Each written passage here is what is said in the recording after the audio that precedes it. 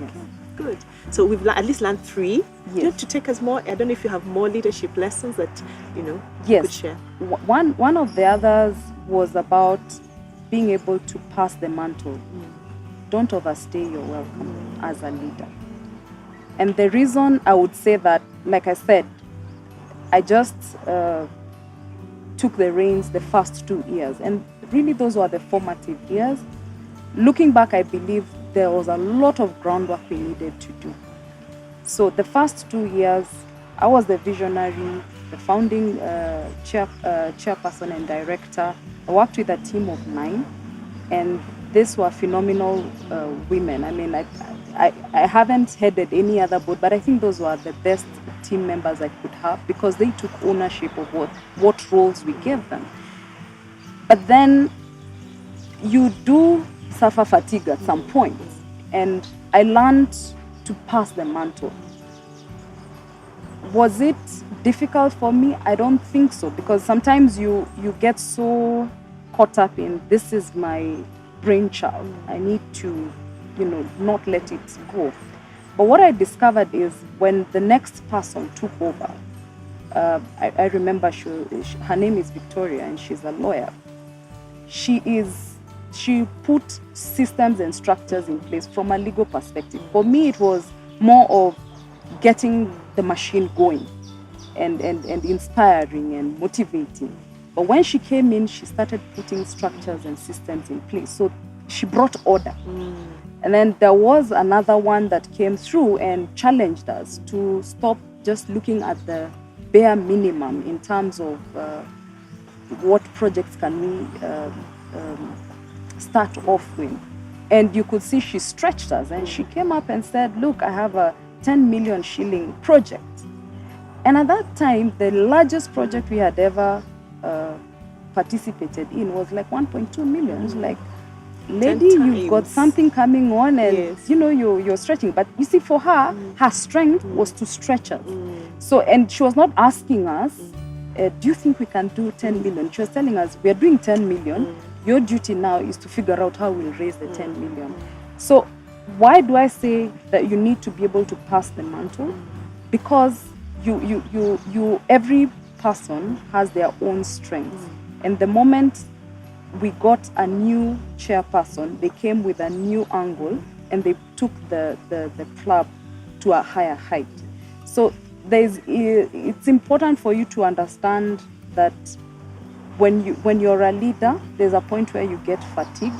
But if you had sold the vision right, it doesn't matter who takes up the mantle, they'll always take it to a higher level. So that was also a very critical lesson, which I think Africa needs. So maybe just help me understand. So how will I know that my season is over? I mean, first of all, leadership can be sweet. So maybe I'm really enjoying. Yeah. I've grown this thing. You Yeah. So how can I tell that my season is over and it's time to pass on the baton? And let's assume that where I am at, there are no term limits. So how can I tell? I would say, if you see there's no growth, you're just on a maintenance mode, it's possibly time for a change. So I would say in my situation, most of it was the fatigue, but I had already made up my mind in advance that I didn't want to be synonymous to Zaza. I didn't want Zaza to be Gaki. Yes. I wanted Zaza to stand on its own and to be self-sustaining. We are now 8 years old. Yes. And I have never been back to the board. Not even serving in any of the roles in the board. I just became a normal member. And I'm okay with it, because everybody that takes it over, as soon as some of them, we feel that they need to take 2 years so they can complete projects they had just started. Some would take 1 year and they'd be able to complete their projects in that year. So it's either your targets, what targets you had in mind, and 2, whether you're getting into a maintenance mode, you're getting too comfortable, you need to pass on the mantle to someone else to bring a freshness into the whole thing. But you know, when you start things, Yes. there's a way in which the people who are with you, your followers, could always want to defer to you. Did that happen to you? And how would you advise somebody to handle that? Because there's a way in which, because you're the known leader, I'm assuming like now in year 3, Right. you are the known leader. Did you have a challenge of people wanting to defer to you and ask you questions? Yeah. I think there's no problem with them, sort of consulting you. The caution is for you not to then take the show. You need to still respect that they are now the ones in the lead, but you have institutional knowledge. You can be able to advise them.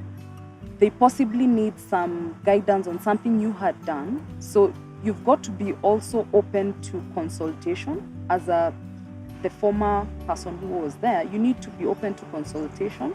You need to give your ideas as well, because remember, I'm still a shareholder. So at the end of it all, I can't just sit back and say, oh, somebody else is now leading. So being participative as a former leader in the group, I always put forth my ideas. When in the third year, of course, Victoria took over from me, and she was able, sometimes she would come and consult me. And to me, it was, I need to support her so that she's successful in her role. And I think it's something also leaders need to understand, that your success as a leader is evidenced by your protege. The person who takes over from you, how well they perform is a reflection of what kind of a leader you were. Yes. So it's important that you are able to participate in helping the person who has taken over from you to also be successful. Okay. Yes.